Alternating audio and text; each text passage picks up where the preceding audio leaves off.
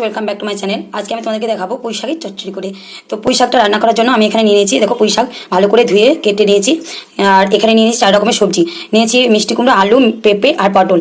আর নিয়েছি আদা বাটা আর জিরে ধনে গুঁড়ো একটু। আর এখানে হলুদ, লবণ আর চিনি। আর নিয়ে নিয়েছি একটু সর্ষে আর লঙ্কা, কাঁচা লঙ্কা ফোড়নের জন্য নিয়ে নিয়েছি এখানে তেজপাতা, শুকনো লঙ্কা আর জিরে। তো এবার রান্নাটা তাহলে শুরু করা যাক। রান্নাটা করার জন্য প্রথমে আমি ফোড়নে দিয়ে দিলাম তেজপাতা, তারপরে দিয়ে দিলাম শুকনো লঙ্কা আর দিয়ে দিলাম জিরে। একটুখানি নেড়ে নেওয়ার পর আমি এখানে যে সবজিগুলো কেটে রেখেছিলাম সেগুলো আমি এখানে আদা জিরে বাটাতে জল দিয়ে মিক্স করে রাখলাম। সবজিগুলো যখন ভাজা ভাজা হয়ে আসছে তখন আমি এখানে দিয়ে দেবো একটু কলাইয়ের তাল। এই যে হলুদ, লবণ, চিনি রয়েছিল এটা আমি সব একসঙ্গে দিয়ে দিলাম। ভালো করে মিক্স করে নেওয়ার পর এই শাকটাও ওর মধ্যে দিয়ে দেবো। এবার আমি এটাকে একটু ঢেকে রাখলাম। আমি ঢাকাটা সরিয়ে দেখে নিচ্ছি একটু।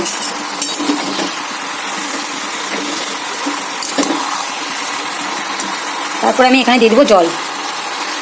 জল দেওয়ার পর আমি আবার ঢেকে দিলাম। এবার এটা সিদ্ধ হওয়ার পর্যন্ত অপেক্ষা করবো।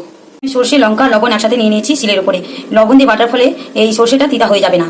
তো এবার আমি মশলাগুলো একসাথে মিক্স করে রেখে দেবো। এবার আমি ঢাকাটা খুলে, এই যে আমার সবজিগুলো প্রায় সিদ্ধ হয়ে গেছে।